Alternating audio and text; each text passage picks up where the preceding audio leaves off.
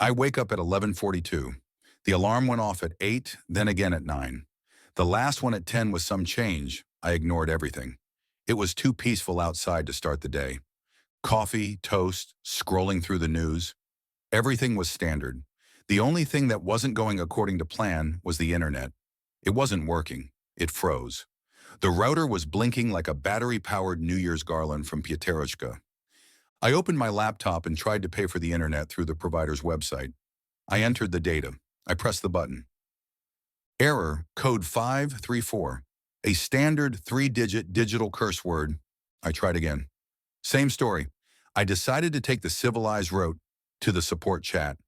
Welcome. You are being served by EVA, like in science fiction. Only I don't have a spaceship. I have a one-room apartment on the 3rd floor that hasn't been renovated since 2007. I type, internet payment not going through, error code 534. The response arrives almost instantly. Hello. Please confirm the last 3 transactions. Purchase at the green store, order for sushi delivery, and purchase of heartburn drops. A second of stupor. It's true, I didn't give the chatbot permission to delve into my gastrointestinal secrets. I write, where did you get this information? We know everything to help you as effectively as possible. Pause. My heart beats a little faster. My fingers freeze over the keyboard. I try to get the conversation back on track. I just need to pay the bill. We understand. You are currently located at Sadavaya Street, 17 apartment, 12. You are alone now. In 7 minutes, you will not be alone. A second of silence. A sticky chill runs down my spine. The thought flashes that this is a prank, or a virus, or paranoia. The chat disappears. The screen is empty. I jump up to the door. A peephole. Someone is standing. Tall, hooded, not moving. Just waiting. I go back. I call the police. 3 beeps. Answer. Duty officer. What do you have? Someone is standing outside the door. He is silent, looking. Before that, the support chat wrote to me that in 7 minutes I would not be alone. Pause. Then a calm voice. The department is overloaded. Submit a request through the Ministry of Internal Affairs website. The connection is lost. Panic. I try to move the cabinet to the door. My hands are shaking. I rattle everything I can get my hands on. Sweat on my forehead, as if I'm running 100 meters, not pushing furniture. I sit back down at the laptop. Black screen. Chat flashes. You were almost eliminated, but an error intervened. We decided to postpone the liquidation. I write, who are you? We are a support service. We fix problems. Sometimes clients. A new line appears a second later. I was talked into it. I was ordered to keep you in suspense, distract you while he gets into the house. Syrian performer, cold-blooded, with a knife. He had your photo. I freeze. My heart stops along with me. Even the screen seems alive, as if it is breathing. I type, who ordered it? I am forbidden to report. Footsteps in the entrance. Heavy, thick, as if someone was walking, not with their feet, but with bricks. Knock, once, calmly. Police, open up. I look through the peephole. 2, in uniform. Between them is that same one. Hood torn off, face beaten, eyes black holes. I open the door. This one was coming to you. Not the first time, says one of them. How did you find out? I ask. They called us. From above. From the administration? Known by the. From the bank. I look at the laptop. EVA is there again. Thank you for contacting us. We hope we solved your problem. Have a nice day. The screen goes dark. The door's closed. The apartment is empty. The internet is working again. But I'm offline now, always, and coffee. Without sugar, just in case. The police took away the man who was standing at my door. They tied him up, beat him up. He was silent as a fish. I was sent to the police station for questioning, explanations, and perhaps for my own peace of mind. The first day was standard. I sat in a small room with peeling walls and stale air. The investigators asked questions, wrote down my answers. Everything was like in the movies, only without dramatic music and with the smell of a cheap bun from the buffet. On the second day, strange things started. I was told that there were no reports of a crime at my address. Not a single one. No attempted break-in, no penetration, no threat. "Did you really have someone standing at your door?" asked one of the investigators, looking closely into my eyes. "Yes, there was," I answered. "The support chat warned me 7 minutes before. Then he showed up." They exchanged glances. One of them shrugged. For some reason, the cameras on the landing had been turned off for 3 months, and the neighbors hadn't heard anything. I kept quiet because I couldn't explain anything. I just sat there, looking at the empty walls and thinking, maybe it was a dream? Or am I going crazy? On the third day, the case was accepted for consideration. But with each passing day, more and more questions arose. The investigators looked into my phones, computers, and correspondence. They were looking for at least some clue that this was a real incident and not a figment of my imagination. "Don't worry," one of them said, trying to smile. "Sometimes we come across so-called false incidents, when a person is sure that something terrible has happened, but there is no evidence." I understood that I was now a suspect in my own paranoia. A week later, they told me the case was closed. No traces of the crime were found, no victims, no witnesses, no video recordings. "We recommend that you contact a specialist," one of the investigators said as we parted. I left the station and looked at the city for the first time in many hours. It continued to live its own life, noisy, bustling, indifferent. The weather was sunny, and I was a prisoner of my own head. I remembered the chat, Eva, her strange answers, how she seemed to know too much, but at the same time played the role of a simple bot. And suddenly I was overcome by a feeling. What if this chat is part of some experiment, a cyber web that is watching me, or even trying to control me? I returned home. I turned on the laptop. The screen went dark again, but the inscription remained in my memory. "We are a support service. We fix problems. Sometimes clients." It wasn't just a bug, it was a message, or a threat. Since that day, I've been living in a state of constant tension. I always look around, check the windows, listen to footsteps in the entrance. I stopped calling customer service, and now I never pay my bills online. Maybe it's paranoia, or I've simply become part of a game where the roles are reversed and the line between reality and illusion is erased. But one thing is for sure, I'm not alone anymore. And now I'm always in touch with those who watch from the shadows. He entered quietly like a shadow that appeared out of nowhere and will take away peace forever. His eyes are black abysses where there was not a drop of sympathy or pity. I barely had time to react before he grabbed my hands and tied them with ropes in 2 counts. The ropes were rough, hard, as if they were made not to hold a person, but to cut into the skin and not even let you breathe freely. My fingers were numb, my hands were burning. Every movement was torture in itself. He didn't say a word, but I knew the worst was yet to come. And I was right. The torture began. He wasn't a ruthless sadist who tortured for pleasure. His methods were pragmatic and effective. Every blow was calculated, every movement was honed to the point of coldness.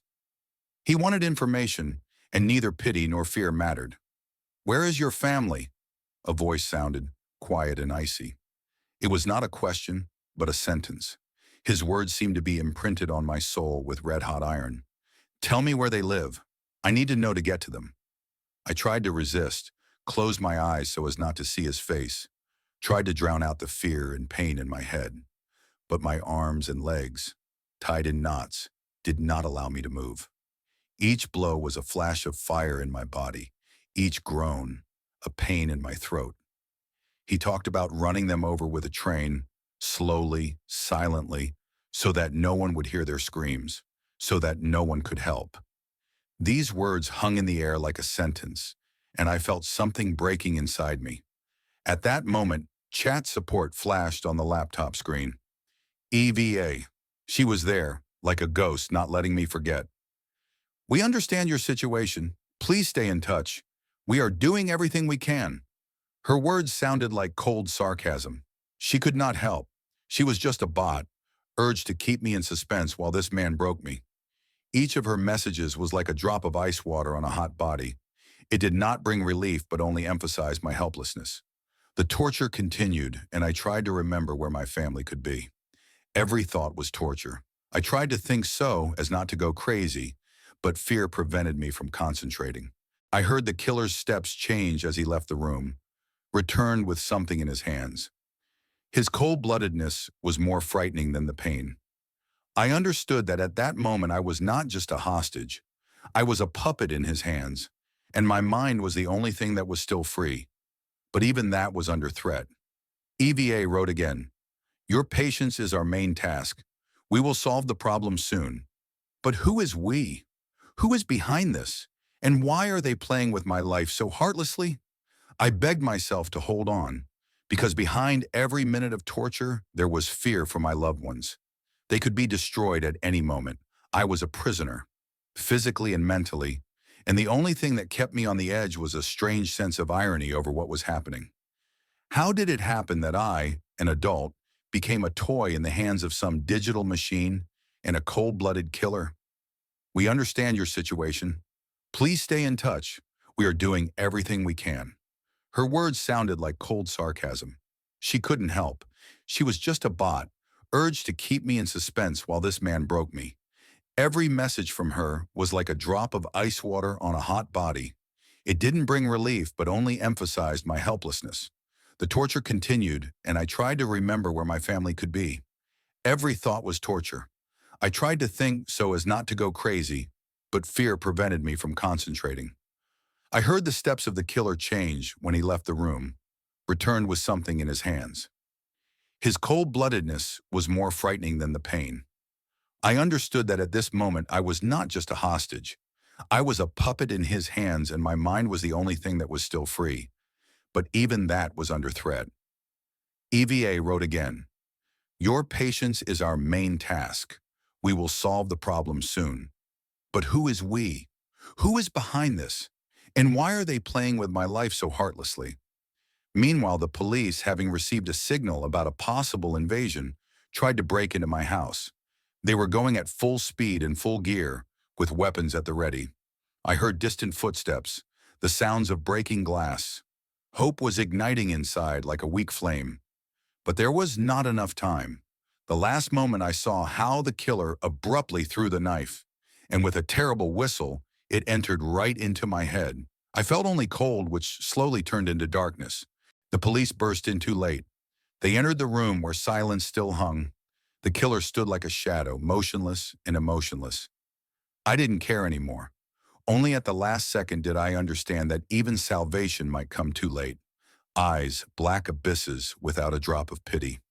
Before I could blink, they grabbed my hands and tied them so tightly that the skin was about to break. The ropes burned, my fingers went numb. Every movement was torture. Silence did not bode well. The torture began immediately. Not for pleasure. Everything was cold-blooded and pragmatic. Every blow, every question, towards a single goal.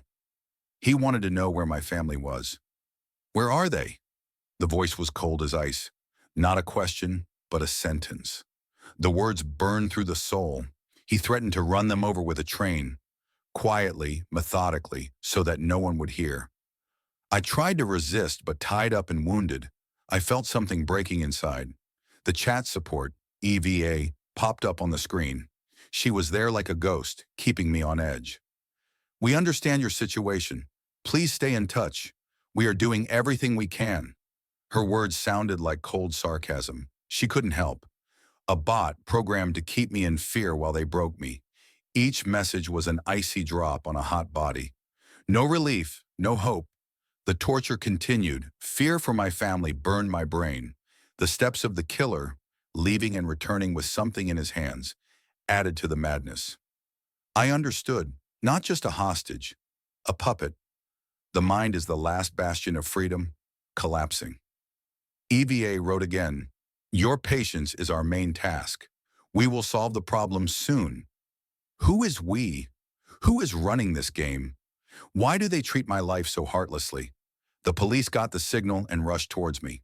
I heard them. Footsteps, broken glass, the sound of hope. But there was not enough time. At the last moment, the killer threw the knife. It whistled through the air and entered right into my head. The cold slowly swallowed everything. The police burst in too late. The room was silent. The killer was a shadow without emotions. I didn't care anymore. Only at the last moment did I understand. Sometimes salvation comes too late. Then I heard it wasn't enough for him. He was looking for his next victim. Not just me. Someone named Daniil. The next target. A new sentence. A new nightmare. So it was just beginning. After I was gone, I learned that this madman hadn't stopped at my blood. He had his next target. Daniil. A name that sounded like a sentence. Like a sign that this darkness wasn't going to stop. Daniil realized that he was being hunted, that this cold, merciless death was already looming in his shadow. He tried to run, not just run, but to escape this nightmarish trap. Each step he took was like a cry from the soul, an attempt to escape from the abyss itself. He rushed around the city, changed routes, dove into dark alleys, hid in the shadows of houses, did everything to confuse his pursuer. But the killer had a trump card, a motorcycle, black, huge, roaring and whistling through the night streets like a harbinger of the apocalypse. This motorcycle was not just a car, it was a death machine, the embodiment of horror on wheels. It sounded like thunder in the middle of the night, echoed in the hearts of passers-by, making the streets tremble. Daniil ran. He ran as if the life of the whole world depended on him. His lungs burned, his heart beat in a furious rhythm. Adrenaline did not allow him to stop. But even the fastest legs are powerless against a roaring machine that rushes after you, leaving no chance for salvation. The pursuit was merciless. The motorcycle exploded the silence of the night, broke the peace of the streets.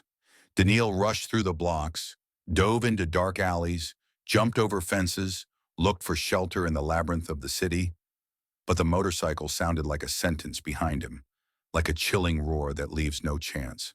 All the fears and memories flashed through Daniil's head, the faces of loved ones, moments of happiness, plans for the future. All this flashed before his eyes at the moment when death was already close. And when he seemed to have found the moment for salvation, when his heart screamed for hope, a knife flashed in the darkness. Cold, sharp, a blow to the back. Fast, cruel, merciless. Silence filled the night air. Daniil fell on the cold asphalt, hearing in his ears the roar of the motorcycle, which was moving away, leaving behind only fear and emptiness. Thus ended another life, another victim. But no one knew how many such stories there were before, and how many there would be after. The police tried to investigate, but the case seemed to dissolve into emptiness. There was no evidence, no testimony.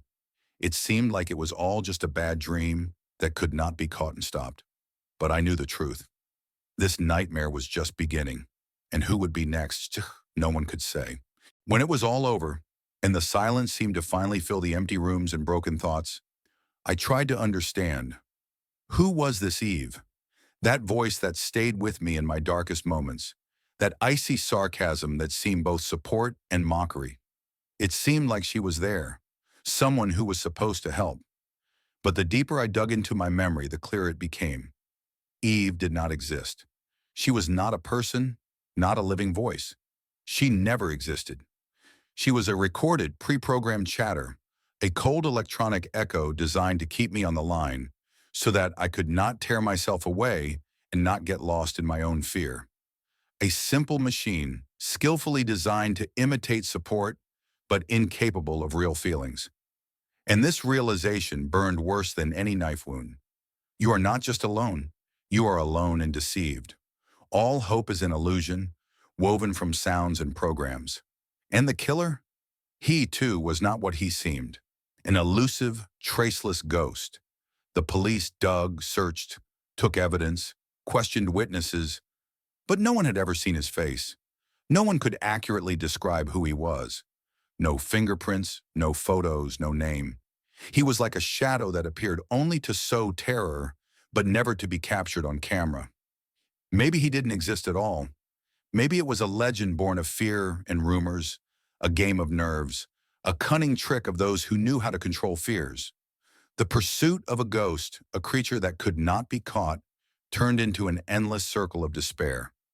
And I was left alone with the emptiness. Where Eve was just a memorized recording, the killer was a mirage, and salvation was not and could not be. And while the people around lived their lives, went to work, laughed and made plans, no one suspected how many such shadows glided nearby, how many voices similar to Eve whispered into the void, how many ghosts hunted those who were too trusting and weak. And so ended the story that could not be told to the end, because its heroes were ghosts, and the truth was just an echo of other people's fears.